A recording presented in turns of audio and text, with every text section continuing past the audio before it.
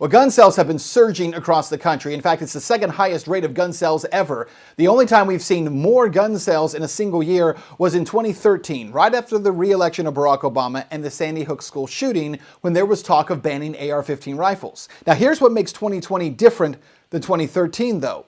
Not only are we seeing a massive surge in sales once earlier this year, but now in June, we're seeing a second surge. Why is that? It's unprecedented. Well, I can give you two reasons: coronavirus and protests. And here's the part that most media won't tell you. Who's actually buying those guns? Because the answer just might surprise you. I'm Ben Swan, and this is Truth in Media.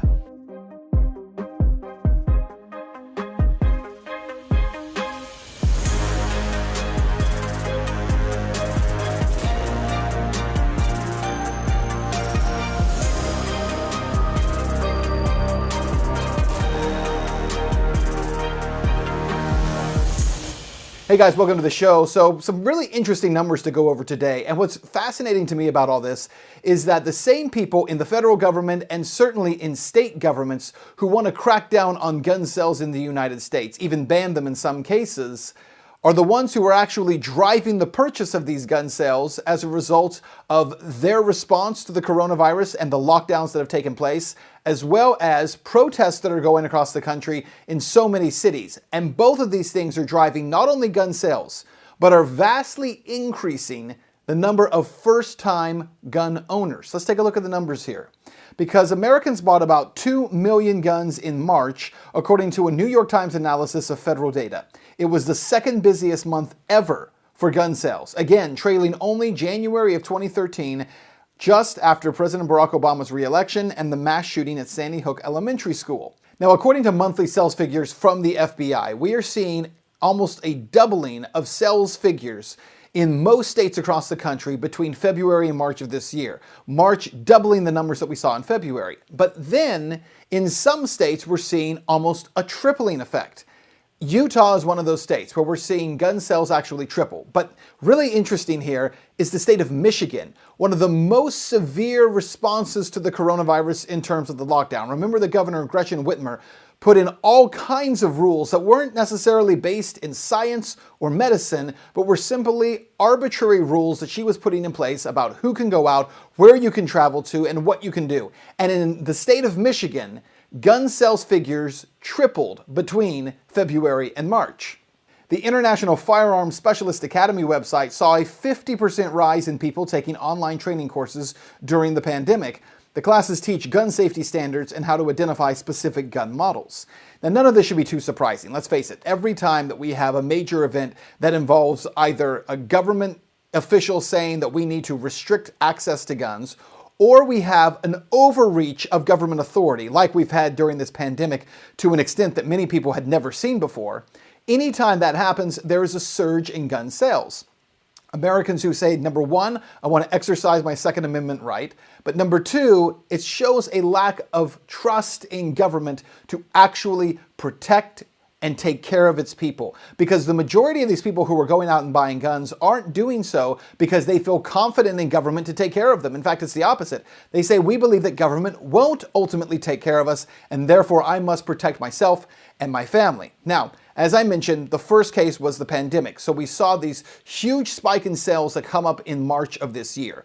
But by April and going into May, we began to see those numbers come down just a bit.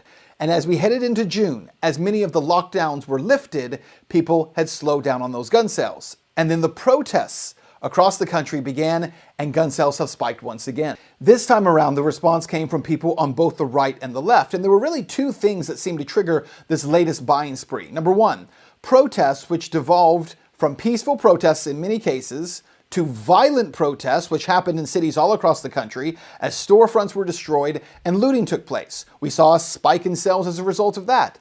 And secondly, remember President Trump warned that he would deploy the National Guard into the streets to put down protests. And there were calls from people across the political spectrum, on the right, on the left, and in between. Calls from people who were for protests and against protests and in between. Calls across the board of people saying things online like, I guess it's time for me to buy a gun.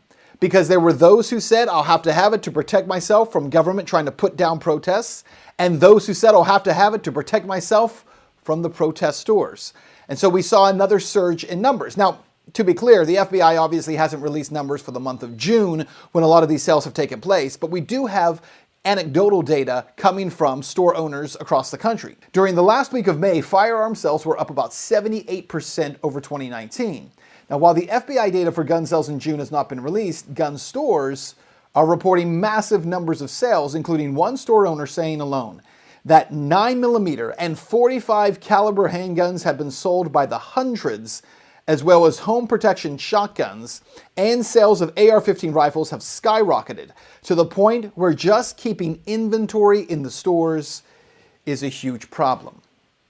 The most interesting thing about all this, and I think a very important note to all of this, is that many times when the media will talk about this, they act as if, oh, it's those gun people who are running out and buying guns. It's people who are hoarding guns, who are keeping stockpiles in their home, or militias, people who are creating a cache of weapons in their home to protect themselves in their bunker from the government. But that's really not been the case here. In fact, multiple gun store owners are reporting that during this June surge of gun sales, 60 to 70% of gun sales belong to first-time gun owners. Not people stockpiling, not people preparing for Armageddon, but those who say, I have lost confidence in city officials, state officials, and federal officials to protect me. I have lost confidence in police to protect me, and I believe that now I must protect myself. Again, ironic that the very people who work tirelessly to remove guns from Americans are the very same people who are driving those gun sales.